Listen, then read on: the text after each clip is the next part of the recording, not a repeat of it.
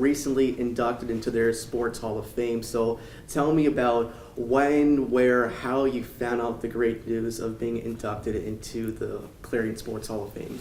Well, I received a phone call from Rich Herman, who is the longtime sports information director at Clarion, and I know Rich from back in my Clarion days. And it was sort of out of the blue. He calls and told me the news, and I was just thrilled, just thrilled. You know, it was a long time ago, and I didn't think I would make it in. So to hear the news that I had been elected was just amazing. When you hear the news every single year of so-and-so getting inducted, does it ever cross your mind that, you know, that could be me? It didn't. You know, my sister was inducted several years ago. My track coach was inducted about 4 years ago, and my sister and I went back, and so, quite frankly, I thought the ship had sailed. No pun intended. And I thought that because I had not become an All-American, I would never have the opportunity. So when Rich actually called, he started telling me about my record. And one would think that you would remember your record, but it was a little bit ago. And he said, no, this is, you know, remarkable, particularly for the women's track and field team at Clarion at that time, which was in its really nascent years. When you walk across a college campus and through the 7,000 undergrads that we have here, each and every individual person can tell you about some sort of adversity that they have to deal with in their daily life. And adversity and athletics always go hand in hand. When you look back, what was some of the adversity that you can recall that at the end of the day you just kind of carried with you and just made you overall stronger? Well, first of all, being a student athlete is not easy. And I was a student athlete who was 5.5 hours away from home and didn't have a whole lot of resources. So I also worked in addition to athletics and academics. And all of that was really hard. But at the same time, I wanted to be fully engaged on my campus, so I was actively involved in the programming board and other activities. And so pulling all of that together was in itself a struggle. And then I had an injury, and it was a career-ending injury in my senior year. Thankfully, the coach didn't just throw me out. He permitted me to remain as the captain of the team despite the fact that I couldn't run. And that was really very character building, because when you have a career-ending injury, you have to think of, okay, so what am I going to do now? And to still be able to contribute to the team despite the fact that I couldn't be on the track with them was really meaningful, and I think a pivotal point in my development. What was the injury that you received? Pulled a hamstring. Gotcha. Hurdler can't hurdle without a hamstring. Yeah.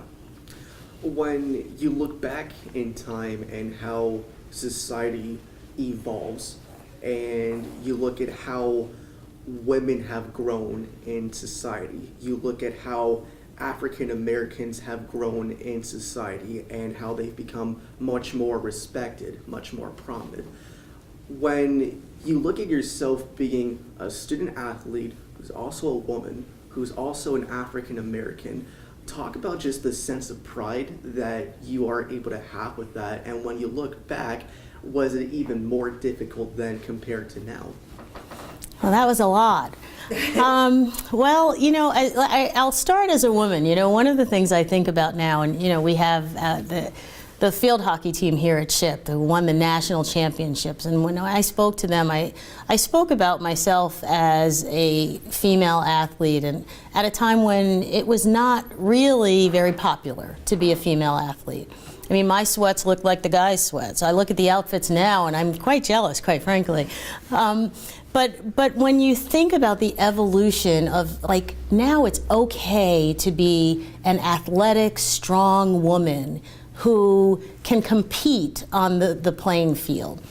Back when I was doing it, there were a group of us who were doing it, but it was not widely accepted, and there were sorts of stigmas attached to that. So it's so nice to see how that has evolved and how it's okay to sort of own that athleticism as a woman. And as an African American, when I think about who my role models were on the track or in athletics, you know, Wilma Rudolph was the person who really came to mind for me as the woman who had really set the tone for how an African American woman can be viewed as an athlete. You know, I'm a huge Olympics fan, so the fact that the Olympics are on right now and this is happening to me makes me feel sort of Olympian.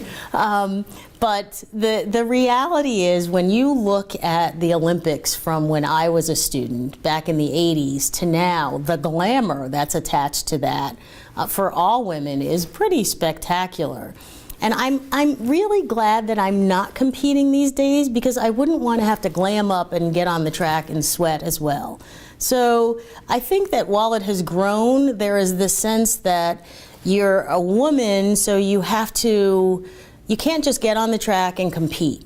You have got to sort of fix yourself up to satisfy other aspects that aren't really part of the athletics, but are contributing to it in a lot of ways, because it's bringing people in saying, okay, women can still be women and athletes. If you had to go back in time and face your former self in the face, let's say you from senior year, what would you tell her? Wow. I would tell her that no matter what obstacles may come, it's going to be okay. You know, I was a hurdler, so when you're hurdling, you're going over the barrier, but you're already focused on the next one. And I learned a lot from hurdling because of that. Because you have got to know that you're going to make it over that hurdle and not hit that hurdle and be ready to go on to the next one at a full-on sprint. And so that's really kind of a metaphor for my life. There are going to be obstacles in the way, but you have got to be prepared to get over them, and even if you hit them, still go on and finish the race. Outstanding. Thank you so much for taking the time to meet with us today. Just outstanding, a lot of fun. Well, thank you. I really appreciate it. Outstanding.